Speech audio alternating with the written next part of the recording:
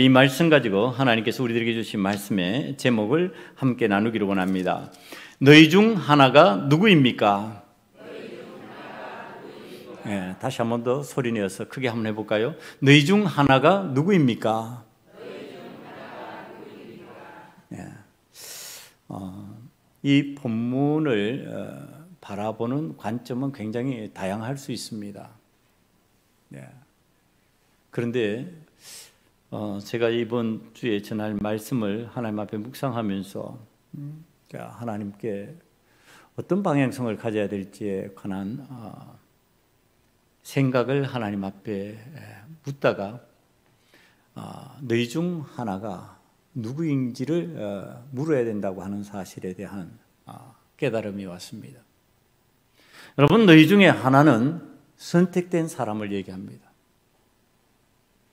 그러니까 너희는 다수를 의미하고요, 그 중에 한 사람이에요. 그러니까 우리는 이미 너희예요. 너희인데 우리 각자 한 사람 한 사람이 너희 중에 한 사람이 될 수 있느냐 없느냐, 그 한 사람이 어떤 사람이어야 되는가, 오늘 말씀이 그 내용을 우리에게 알려주실 겁니다. 우리가 이 선택된 사람이 될 때, 선택을 받을 때 그 선택의 이유는 참으로 다양하고 우리들이 그 이유를 통해 가지고 내 속에 다가오는 내용들이 다양합니다. 어떤 선택을 받았을 때 우리의 심금을 울리는 선택의 이유가 있을 수도 있고요. 어떤 때는요, 선택을 받았는데 분노가 막 치밀 수도 있고요. 어떤 때는 선택을 받았는데 두려움으로 어찌할 바를 모르는 상황이 될 때도 있습니다. 그러니까 너희 중에 하나라고 하는 선택의 대상이 되었을 때 우리가 각자 반응하는 모습이 다르고 거기에 적용되는 우리의 삶이 다르다고 하는 사실입니다. 너희 중에 하나가 되어서 선택한 일이 참으로 의롭고 그것이 생명을 살리는 일이고, 그리고 그 일로 인하여서 많은 사람이 듣고 참 잘했다, 좋다, 이런 일이 되면 그 선택은 참으로 가치 있는 선택이 됩니다. 이런 선택에 대한 이야기가 없을까 그러고 찾다가 내용이 다시 상기가 되어서 여러분들에게 다시 기억해 해주고 싶은 이야기입니다. 고속도로를 차량이 달리고 있어요. 지금 막 고속도로를 높은 속력으로, 고속도로는 높은 속력으로 달라야 돼. 평균 시속 100km에 가까울 정도의 속력이 대부분이니까 그렇게 지금 달려가고 있는데, 지금 어떤 차의 눈에 이상한 현상이 일어난 게 보인 겁니다.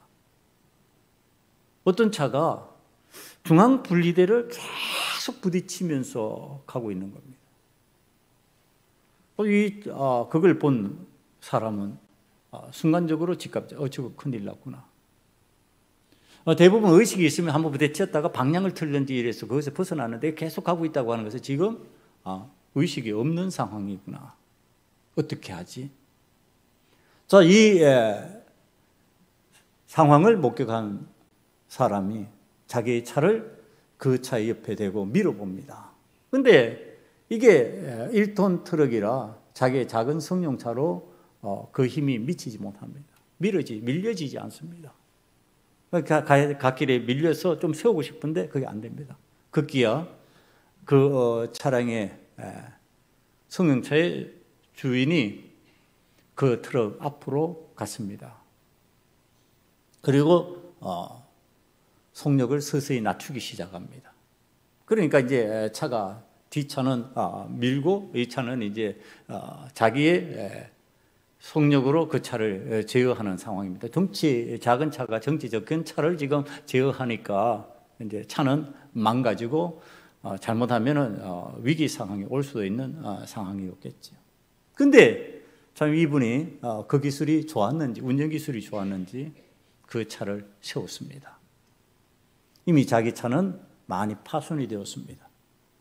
그렇지만 거기에 신경 쓸 틈은 없고 트럭으로 달려가서 문을 열어봅니다. 아니나 다를까 거기에는 운전자가 정신이 없이 운전을 하지 못하는 상황이었습니다.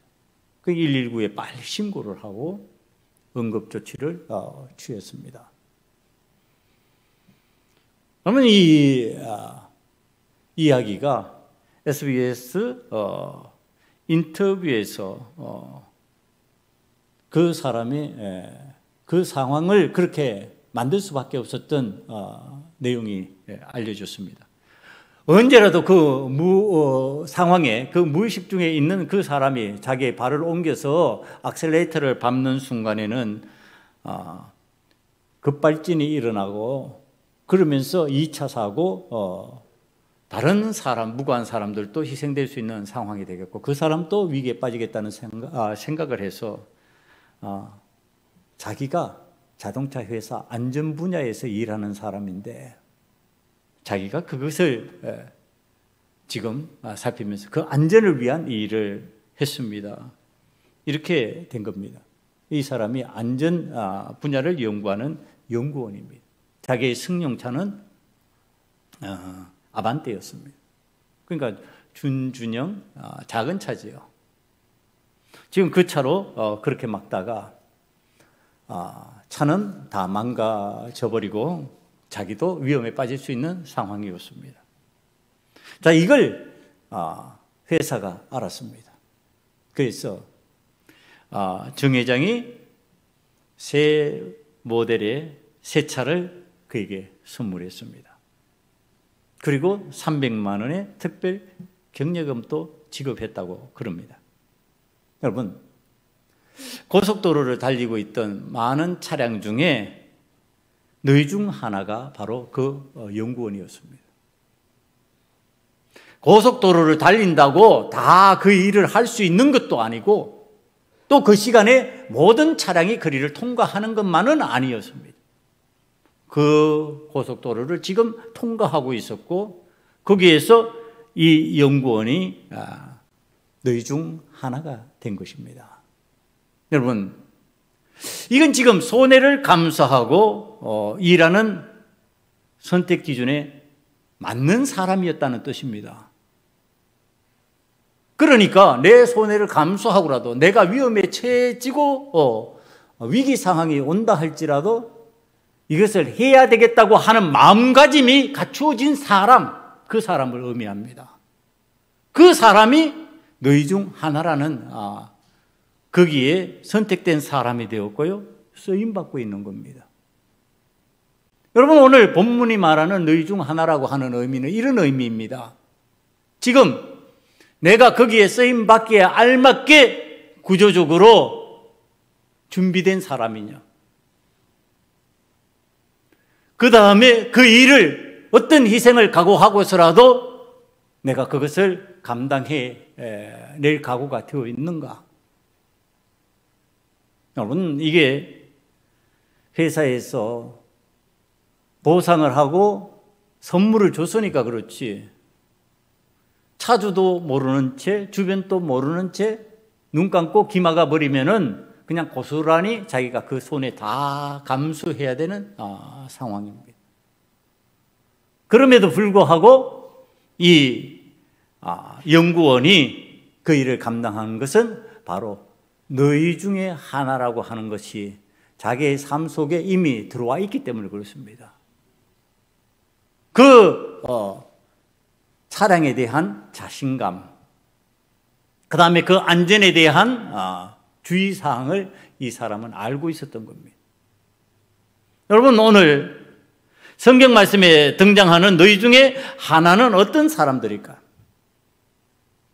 너희 중에 하나는 무엇을 말하고 있을까? 오늘 성경에 너희 중 하나가 여러 특징을 가지고 등장을 합니다. 첫 번째는 요셉이에요. 너희 중 하나라고 표현하고 있는 이 요셉이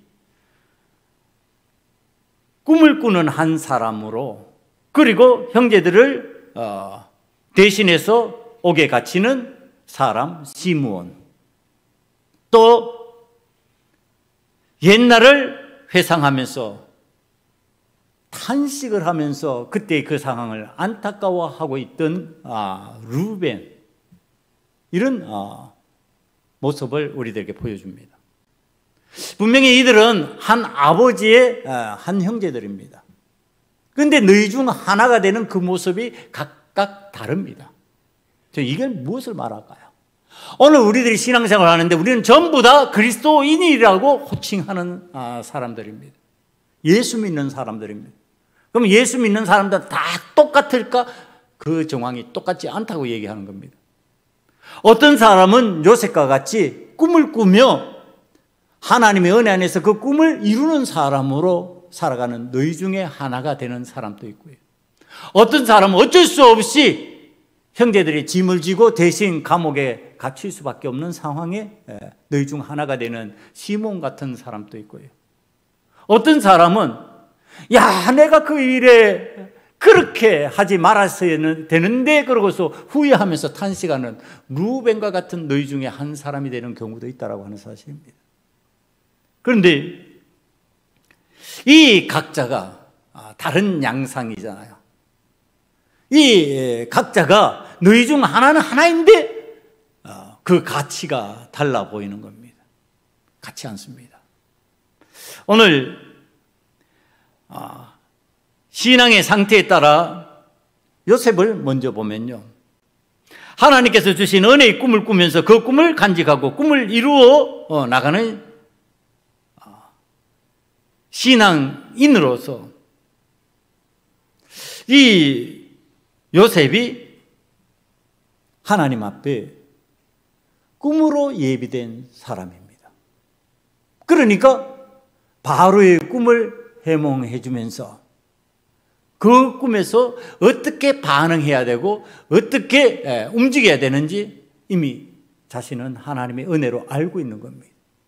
여러분, 이 요셉을 통하여서 먼저 바라보는 이 총리 대신으로서 너희 중에 한 사람이 되어서 풍년의 풍요를 창고에 잘 간직하고 흉년을 대비해야 된다고 하는 이 깨달음, 이 꿈에 대한 이해, 이게 우리에게 무엇을 가르쳐 주는가? 여러분, 오늘 성경이 제일 먼저 이 부분을 가르치면서 우리에게 알려주시는 거예요. 분명히 신앙인들이 신앙생활을 하다가 보면은 어떤 때가 있느냐면 신앙의 풍년이 드는 때가 있습니다. 신앙의 풍년을 체험하는 때가 있어요. 내게 풍요로움이 찾아왔구나. 그러니까 하나님께서 나에게 풍성한 열매를 허락하시는구나. 그렇게 느껴지는 때가 있다는 겁니다. 그렇게 깨달아지는 때가 있답니다. 그때 여러분, 요셉은 어떤 방식을 택했느냐? 그 풍년의 때에 허비하지 않았습니다. 풍년이니까 야, 내가 하고 싶은 거 하고 그냥 즐기고 살자, 이게 아니고 그때 흉년의 때를 준비하는 내용을 성경이 가르쳐 주십니다. 여러분, 이 훈련을 요셉이 언제 했느냐 하면은 아버지 야곱의 밑에서 했습니다. 신앙인 아버지 야곱의 밑에서. 그러니까 아버지의 신앙을 전수받을 수 있을 때 그것을 전수받고 있고요. 아버지가 하나님 앞에서 믿음의 성부를 걸어야 될 때 목숨 걸고 약복강가에서 하나님과 겨누었던 방식을 이가 배우고 습득한 겁니다. 그러니까 17세가 되기까지 그는 믿음의 풍년을 갖다가 낭비하지 아니하고 하나님 앞에서 그 풍년의 은혜를 체험하는데 하나님과 동행하는 훈련을 하는 겁니다. 하나님과 함께하는 훈련을 하는 겁니다. 그랬더니 하나님께서 자신에게 꿈의 계시를 보여주십니다. 꿈의 미래를 알려주시는 내용이 그의 삶에 왔습니다. 그러면서 이 풍년의 때에 하나님과 동행하면서 하나님 앞에서 살아가는데 이 요셉에게 풍년의 때만 있는 게 아니라 흉년의 때가 찾아왔습니다. 그때가 언제입니까? 형들에게 팔려서 노예가 되고 죄수 노예가 되는 상황이 되어버리는 때입니다. 이 흉년의 때에 요셉은 어떻게 하느냐 하면 아버지 야곱의 밑에서 풍요로운 풍년의 때에 훈련했던 신앙의 방식으로 신앙의 비축을 한 것을 그때 사용하는 겁니다. 이 신앙의 비축이 뭐냐? 신앙적 안목입니다. 이 신앙적 안목이라는 것이 어떤 것이냐 하면 하나님은 나와 함께 동행하신다는 것을 보는 안목입니다. 하나님은 나에게 꿈을 주시고 꿈 주시고 난 뒤에 내팽개치시는 하나님이 아니라 내 삶에 동행하여 주셔. 그러니까 노예가 된 이 상황에서도 하나님은 나와 동행하고 계셔. 그거 언제 훈련했다고요? 아버지 밑에서 신앙생활 하면서 풍요로울 때 훈련된 그 믿음이에요. 그래서 하나님이 나와 동행하여 주시니 나와 함께 하시니 나는 형통의 은혜를 누릴 수 있다고 하는 담대함으로 두려움 없이 노예 생활을 해나가는 모습입니다. 그것이 신앙적 안목이에요. 야곱이 훈련받은 신앙적 안목. 하나님 앞에서 그가 깨달아지는 거, 하나님은 나와 동행하신다. 이것을 요셉이 우리들에게 알려주시는데, 야곱의 하나님, 오늘 요셉의 하나님이 되셔서 12 형제가 있는데 불구하고 하나님께서 왜 이 야곱을, 이 요셉을 선택을 하셨을까? 여러분, 우리들이 하나님 말씀 중에서 지금 깨달아야 될 게 풍요와 풍년과 흉년이에요. 풍년의 때에, 은혜의 때에 하나님 앞에서 그 은혜의 순간에 하나님의 은혜를 간직하는 꿈을 그가 가슴에 품고 안목 있는 신앙인으로 살았기 때문에 그가 하나님 앞에 선택된 사람이었다라고 하는 사실. 다시 말하면요, 꿈을 간직할 줄 알고 하나님의 은혜를 간직할 줄 아는 사람, 그것을 비축할 줄 아는 사람이었다는 뜻입니다. 하나님의 은혜를 잊어버리고 망각해버리고 다 소모해버리는 사람이 되어버리면요, 하나님께서 쓰실래야 쓰실 수 없는 사람이 되어버리는데, 하나님께서 주신 꿈을 간직하고 은혜를 간직하고 가슴 속에 그것을 비축하고 사는 사람은 하나님께서 이 요셉과 같이 쓰신다는 뜻입니다. 여러분, 오늘 저와 여러분이 하나님 앞에 쓰임받으려고 하면 어떤 신앙인의 모습을 갖춰야 되느냐면요, 하나님의 은혜를 내 속에 간직하는 사람, 하나님께서 주신 꿈을 내 삶에 간직하는 사람으로 살아야 된다는 뜻입니다. 하나님께서 꿈을 주셨는데 꿈을 어디다 팔아먹었는지, 어디다 내팽개쳤는지 다 사라져버리고 꿈도 없이 은혜도 없이 마치 세상에 살아가는 한 사람처럼 살아가는 자에게는 하나님께서 그를 선택하셔서 노예로 보낼 수 없다라고 하는 사실입니다. 그러니까 다시 말하면은 꿈을 비축하고 하나님의 은혜를 비축하고 간직하고 살았던 이 요셉은요, 비록 노예로 팔리고 죄수 노예가 되어버리는 상황이 온다 할지라도 그것을 간직할 수 있는 능력이 있었다는 뜻입니다. 여러분, 이게 신앙인이 요셉과 같이 쓰임받을 수 있는 너희 중에 하나가 되는 은혜입니다. 그 은혜를 하나님 앞에서 우리들이 체험해야 되는데, 우리는 하나님 앞에서 좀 풍요롭고 하나님 앞에서 좀 자유로우면요, 그것을 웬통 마음대로 내 마음대로 쓰다가 그 은혜 망각해버리고 은혜 없는 사람처럼, 꿈이 없는 사람처럼 오늘 그냥 당연하게 예배자가 되고 오늘 뭐 그저 해야 되니까 하나님 앞에 나와서 찬양 드리고 하는 그러한 무기력한 신앙인으로 전락될 수 있다라고 하는 사실입니다. 여러분, 오늘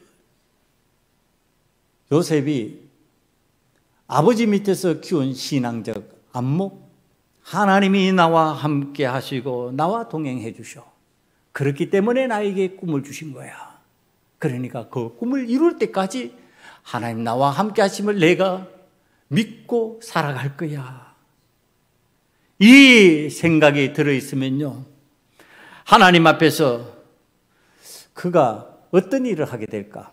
요셉이 우리는 이미 찾아봐서 알고 있지만은 형들에게 자신이 하나님이 함께 하시는 증거가 있고 하나님이 나와 동행하신다고 하는 신앙적 안목으로 그것을 깨닫고 있다는 것을 갖다가 어떻게 하느냐 하면은요, 간증하는 거예요. 여러분, 우리 신앙생활을 하면서 신앙인들이 입을 닫아버리면 안 돼요. 신앙인들은 자기의 삶에서 하나님이 나와 동행하고 계시고 하나님께서 나와 동행하신다는 것은 내 신앙적 안목으로 깨닫게 되면 그걸 어떻게 해야 되느냐 하면 간증해야 된다고 하는 사실이에요. 그걸 요셉이 한 거예요. 누구 앞에서? 형들 앞에서. 형님들 앞에서 하나님 나와 함께 동행하세요. 하나님 나에게 꿈을 주셨어요.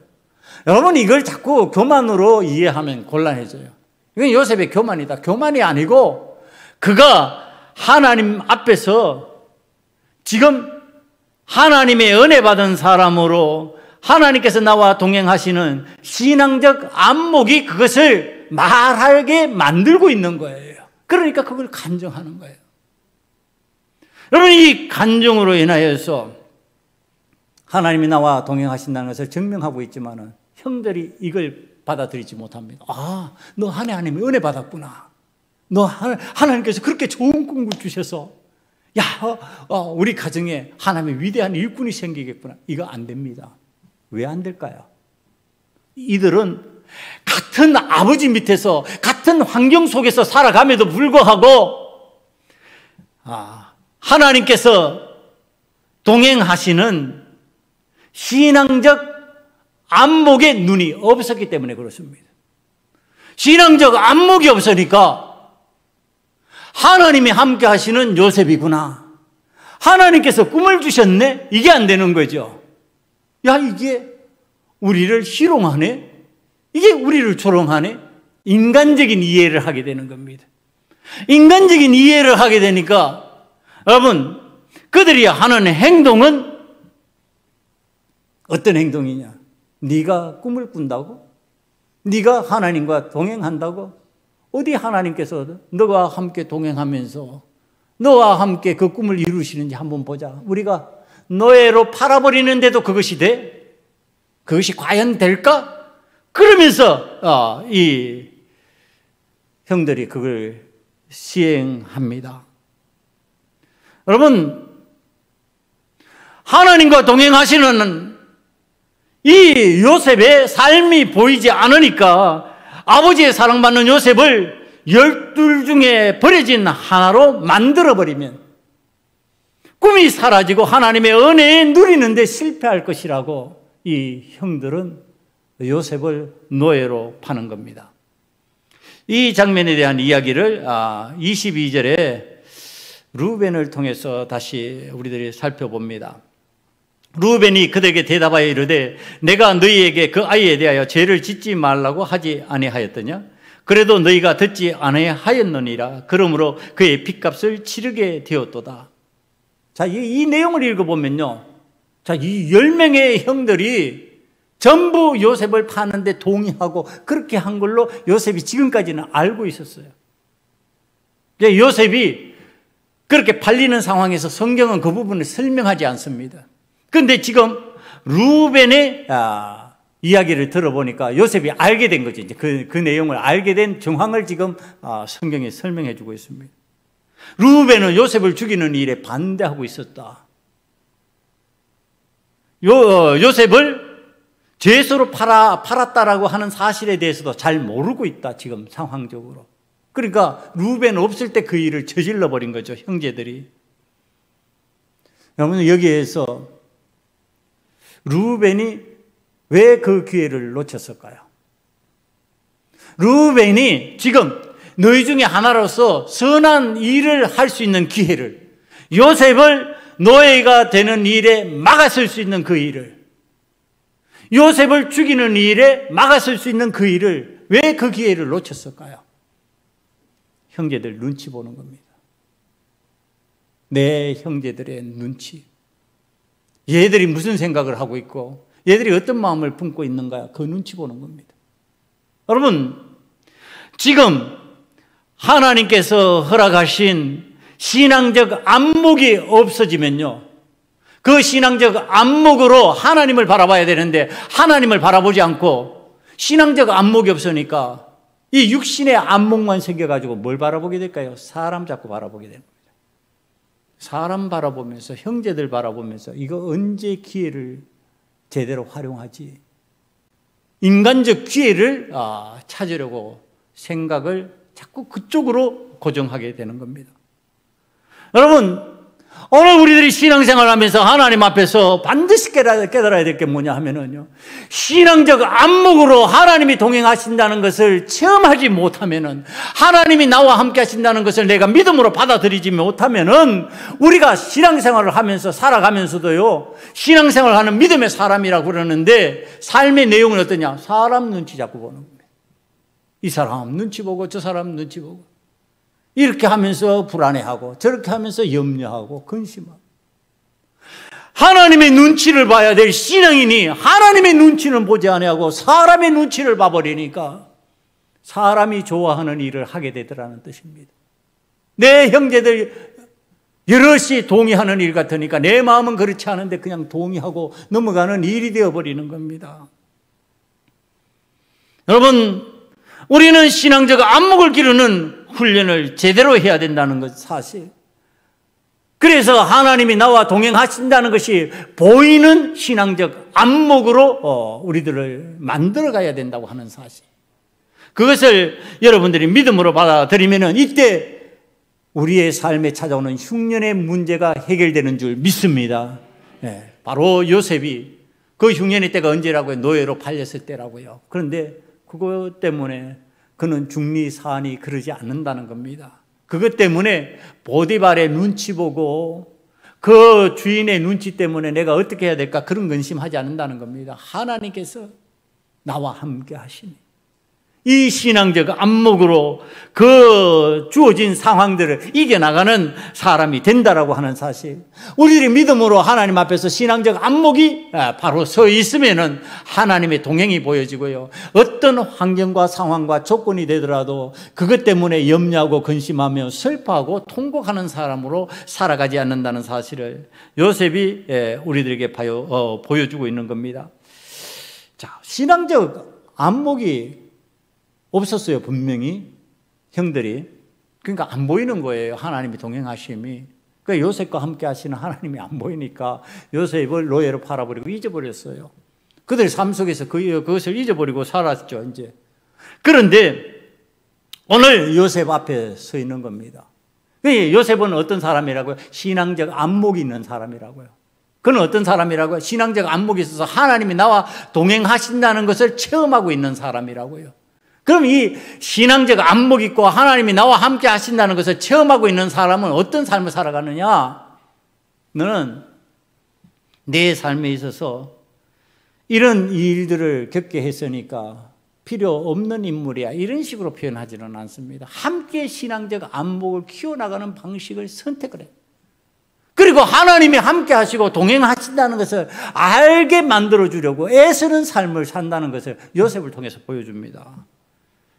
요셉이 말한 내용을 한번 볼까요? 18절에 보면요, 사흘 만에 요셉이 그들에게 이르되 나는 하나님을 경외하노니 너희는 이같이 하여 생명을 보존하라. 그게 뭐예요? 자신의 정체성을 밝히는 겁니다. 나는 신앙인이야. 당신들이 믿는, 당신들이 섬기고 있는 하나님, 나의 하나님이야. 그러니까 당신들과 나는 같은 하나님을 믿고 있어. 이게 뭘까요? 여러분, 나는 하나님을 믿고 있으니까 그 믿고 있는 하나님 여러분들한테 보여줄 거예요. 하나님 나와 동행하시는 것을 여러분들에게 보여줄 거예요. 알려줄 거예요. 나는 신앙적 안목이 있어서 하나님이 보여요. 그러니까 당신 또 어떻게 하라고? 신앙적 안목이 생겨서 하나님을 보게 되라고요. 지금 요셉이 형제들 형님 9을 갖다가 잡아두고 한 사람만 파송하려고 그러다가 다시 보내주려고 그러다가 생각을 바꿉니다. 9명을 다 보내주고 한 명만 남깁니다. 이 한 명만 억류하는 거, 이거 한 명만 보낸다는 거, 한 명을 지금 너희 중에 하나를 지금 떼내는 방식은 무슨 방식이냐 하면은 요셉이 형들에게 기억을 회복시켜 주시는 방식이에요. 옛날에 우리 11형제가 함께 있을 때 당신들이 나 한 사람을 잡아서 노예로 팔아버렸지. 노예로 보내버렸지. 그 11명의 공동체에서 나를 떼내려고 했었지. 너희 중에 하나는 나는 불편한 사람이었고 필요 없는 사람처럼 느껴졌지. 그래서 나머지 10명만으로도 충분하다고 생각했지. 지금 그런가 살펴봐요. 처음에는 9명을 잡아두고 1명을 보내면서 그거 절실하게 느끼도록 만들려고 했는데 요셉이 머리가 돌아가는 지혜로운 사람이잖아요. 아버지가 그 내용을 알면은 베냐민 보내겠어요. 9명의 아들들이 다 잡혀가지고 못 온다고 그러는데 거기에 다시 베냐민까지 포함해서 보내겠냐고요. 이거 잘못하면 내 아들 다 잃어버리겠다고 그러고 아버지도 안 오고 그렇게 되는 상황이 안 되겠냔 말이에요. 그러니까 지금 하나만 억류하고 9명 다 보내는 거예요. 그럼에도 불구하고 이 형제들이 무슨 생각이 떠올랐냐 하면은 요셉이 의도하던 대로 그의 생각들이 요셉의 상황으로 돌아갑니다. 그때 하나라고 우리 무시했었지. 하나라고 괜찮다고 생각했었지. 그런데 그 하나를 노예로 팔아버린 상황이 오늘 우리들의 삶에 그대로 적용되었구나. 이제 우리들의 의지대로 어찌할 수 없는 이 한 명 버려두고 가야 되는 상황이 되어버렸구나.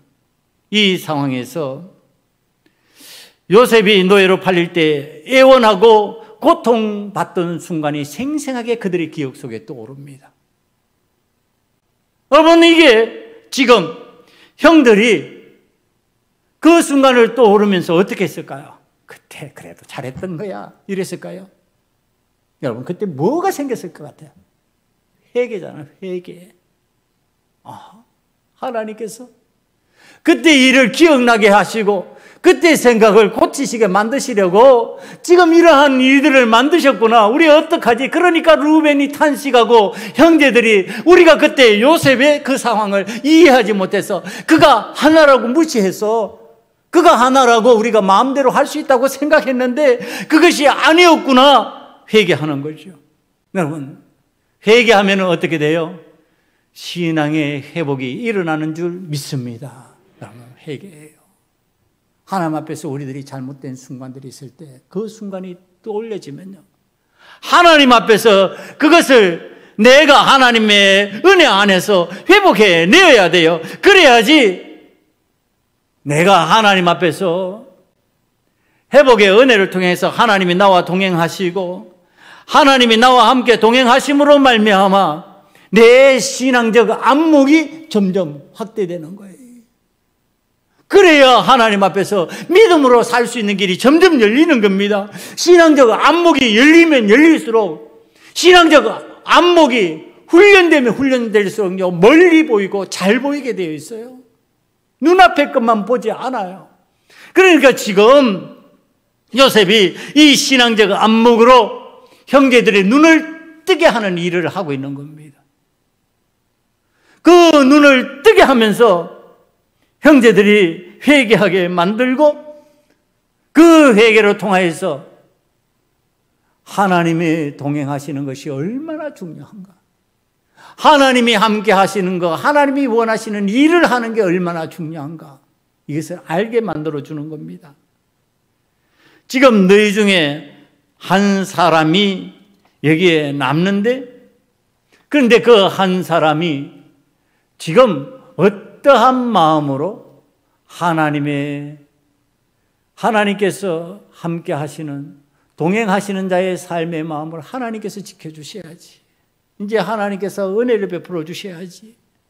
하나님께서 이 시므온을 지켜주셔야지. 이런 마음이 되었다라고 하는 사실이에요. 그러면서 이제 이 큰형 이 루벤의 고백을요, 누가 듣느냐 하면 요셉이 듣습니다. 요셉이 가만히 들으니까 그때는 몰랐거든요. 왜냐하면 큰형이 없는 순간에 일어난 일이니까. 노예로 팔릴 때 요셉은 형들이 다 합작해가지고 자기를 노예로 판 줄 알았어요. 그러니까 루벤까지도 동의해서 10명의 형들이 몽땅 자기를 파는데 한마음인 줄 알았어요. 그런데 루벤의 얘기를 들어보니까 아니었거든요. 아니었으니까 요셉의 마음이 어떻게 될까요? 그래도 마지 형이 나를 살리려고 그랬구나. 나를 노예로 파는데 동의하지 않고 있었구나. 이걸 알았잖아요. 그러니까 마지 형의 장자의 그 마음속에 있는 아버지의 마음을 이 요셉이 받은 거예요. 이 요셉이 그 마음을 받으니까 어떤 마음이 생겼겠어요?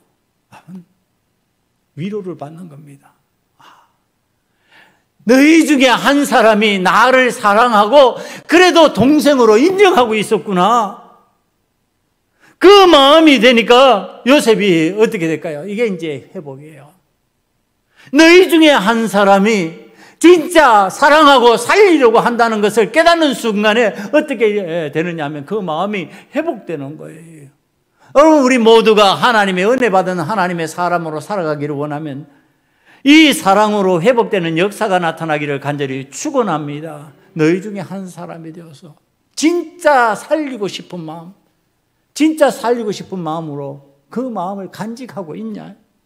그러면 어떻게 된다? 보니까요, 요셉이 통곡하는 상황이 24절에 등장합니다. 요셉이 그들을 떠나서 울고 다시 돌아와서 그들과 말하다가 그들 중에서 시몬을 끌어내어 그들의 눈앞에서 결박하고 통곡하고, 지금 시몬을 가두지만은 그 마음은 시몬을 보복하는 것이 아니라 시몬조차도 그의 마음속에 너희 중에 하나가 되어서 하나님이 동행하셔야 되고 하나님이 돌보시고 하나님이 지켜주셔야 된다는 것을 좀 알았으면 좋겠다. 내가 믿는 하나님 당신 속에도 있었으면 좋겠다. 지금 그건 겁니다. 여러분, 그래서 너희 중에 하나가 되는 상황이 이 형제들의 마음속에 전부 다 임한 거죠. 무엇 때문에? 요셉이 하나 되어 무시당하고 팔렸던 그 순간이 이렇게 고통으로 우리들에게 다가오는 것을 보면서 그 마음이 각자 전부 우리가 하나님과 동행하는 삶을 살아야 되고 하나님의 은혜를 받아야 되는 사람들이 되어야 되는데 우리가 그걸 무시했었는데 그게 무시할 일이 아니었구나. 지금 그 마음이 되면서요, 그 마음 속에 흉년이 들어서 힘들어지는 이 상황이 이제 풍년의 은혜 속으로 들어갑니다. 그게 뭐냐면 준비된 풍년이에요. 그 풍년 들었을 때 비추게 됐던 그 은혜 속으로 지금 요셉과 함께 들어가고 있는 겁니다. 그러니까 거기에서 뭐가 나와요? 양식이 나오는 거예요. 각자에게 양식을 넣어주고 그것을 가지고 집으로 돌아가서 먹고 살 수 있도록 만들어지는 환경이 되는 겁니다. 성경이 그거 표현하고 있는 거예요. 그 이야기를 해주고 있는 겁니다. 여러분, 지금 하나님 앞에서 각자가 너희 중에 한 사람이 되는 그 역할을 받아들임으로, 그 마음을 받아들임으로 인해서 회복의 역사가 일어났다. 요셉과 같이 너희 중에 하나가 되어서 전부 다 흉년에서 풍년으로 넘어가고 있더라. 풍년의 은혜 속으로, 풍년이 비축해 놓은 그 풍요 속으로 들어가고 있더라. 그래서 그 은혜를 모두가 각자 체험하고 있다. 여러분, 오늘 우리는 하나님 앞에서 신앙생활을 할 때요, 여러 쪽에 섞여서 있는 그 어떤 인간적인 무리, 공동체에 속했다는 것으로 만족하고 끝나면 안 된다라고 하는 사실. 신앙생활 그렇게 하면 안 된다. 여러분, 자꾸 착각하는 것 중에 하나가 뭐냐면은 참 안타까운 것 중에 하나예요. 신앙인들이요, 내가 어느 교회 소속이라 그러면요, 마치 그 교회에 본인이 속해 있음으로 인해서 그 신앙의 상태인 줄 알아요. 그거 아니라고 하는 사실. 여러분, 그것이 그런 증명을 해준 게 아니에요. 너희 중에 하나가 하나님 앞에서 각자 은혜를 받는 거예요. 각자 하나님을 만나야 되는 거예요. 하나님께서 어떤 은혜를 주셨는가? 하나님이 나와 동행하심으로 어떤 역사를 이루시는가? 그래서 신앙의 풍년 속으로 들어가야 되는 거예요. 내가 그 속에 있다고 그냥 풍년을 체험하는 거 아니에요. 내가 그 속에 있다고 하나님께서 주시는 은혜를 체험한 사람이 되는 거예요. 아니에요. 오늘 우리들이 신앙적 안목이 키워져서 하나님 앞에 깨달아야 될 건 뭐냐면은 너희 중에 한 사람이 하나님께서 원하시는, 하나님께서 동행하시는 사람의 삶을 살아야 된다고 하는 것을 믿음으로 받아들여야 된다고 하는 사실. 그러므로 인하여서 내가 어떻게 되느냐? 하나님께서 나와 함께 하심으로 내가 외톨이 같아 보여도, 내가 노예로 팔리는 이 비참한 상황에 빠진다 할지라도, 내가 총리 대신이 된다 할지라도 너희 중에 한 사람이 나는 변함이 없다. 그래서 하나님은 나와 동행하고 계신다. 우리 각자가 너희 중에 한 사람으로서 하나님 앞에 쓰임받고 인정받기를 간절히 축원합니다. 그래서 우리의 가정 속에서 그 역할을 감당함으로 인해서 하나님 앞에 신앙 회복의 역사가 나타나고요. 우리 교회 속에서 하나님 앞에서 내 각자가 하나님 앞에 신앙 회복이 일어나야지 뚱치려고 그러나요? 또 모조리 함께 그냥 됐어 이거 아니라는 거예요.